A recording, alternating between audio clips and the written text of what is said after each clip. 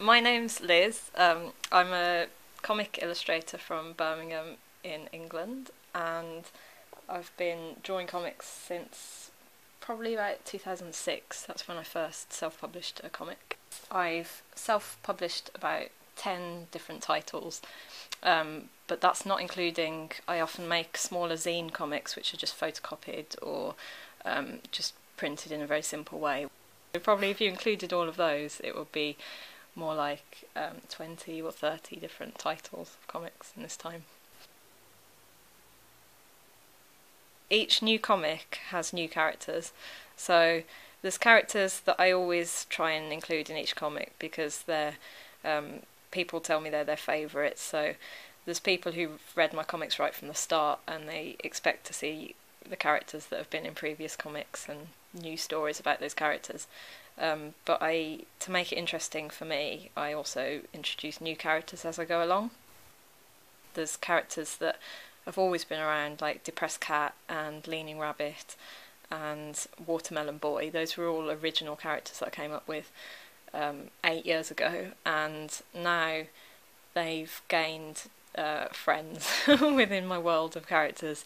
So I'm not sure how many there are. I tried to make a list once of all the characters that I'd made, and I got to 100 different characters. But I probably missed. Since I made that list, there's probably been more characters that I've made up. So quite a lot of characters over the years have existed.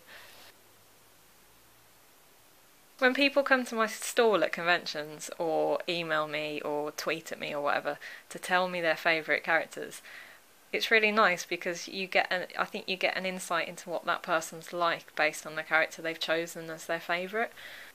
Without a doubt, Depressed Cat's the most popular character, which worries me because that makes me think, is the state of our society that people are just consistently miserable to associate their lives with a cat like this. The storylines in the comics link up to Depressed Cat's Twitter. So in the Depressed Cat book, there's pages in the book that are his tweets, as if, because the book's set out as if it's a year in the life of Depressed Cat. So I've put tweets throughout the book as if that's happening to him throughout the stories that are drawn up into comics. He had to develop the character, so he's got more of a backstory about he works in a bank, and there's other characters that come into his story to make storylines and to make it more interesting. I collected all of the strips of Depressed Cat that I'd done over the 8 years and managed to make an 80-page book just from old strips collected. And then I went on to make a Twitter account of Depressed Cat. And so from doing those things, because the character was popular, I obviously had to develop the character. Characters definitely represent my view of the world. That everything I write about is based on stuff that I think, or things that have happened in my life or have happened to friends.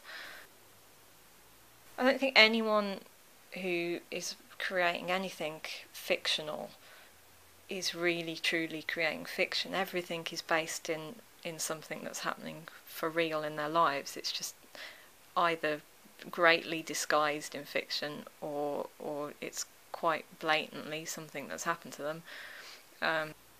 Because sometimes I'll put myself in the comics. So I do comics that I don't describe them as autobiographical comics because that's not what I do, but I will draw comics that have me in as a character, and just showing something that's happened to me or something that I think is kind of interesting or funny. A lot of the stuff that I'm writing is funny in a dark way. So, for example, my character Gummy Cat is really about alcoholism and just nightmares and things that are truly terrifying, represented in this weird cat that lives in my garden. And so that's really what that character, the idea for Gummy Cat came from that. I just happened to draw it in the form of a humorous comic about a cat drinking gin that does weird stuff. But it's how people interpret it. I guess that's one of the good things, is that someone, like a kid, could read that and just be like, aha, it's a cat in the garden, it's just a funny story. Whereas someone who might have experienced stuff like that could read into it more and maybe put two and two together and realise that it is about something more important than just a cute character. Two of my comics that I can talk about came about from nightmares that I used to have reoccurring as a kid. So one nightmare I used to have growing up was that in my parents' bedroom under the floorboards, I'd go in there and I'd lift up the carpet and I'd peel back the floorboards, and there'd be a small man under the floor, like about maybe 2 inches tall human being in the floorboards. And from that experience, I came up with the character of Hairy Midget Elf, who lives under the floorboards in someone's house, and other characters came about from that story and that thought. And then Gummy Cat was based on a nightmare I used to have as a child, where there was something at the end of my garden that was bad. When I get a new sketchbook, I spend a while decorating it first to make it feel more like it belongs to me. And then generally I use my sketchbooks just to draw stuff in as I think of it. So it's pretty much all really rough sketches. This was last year's. I've still got loads of paper working. So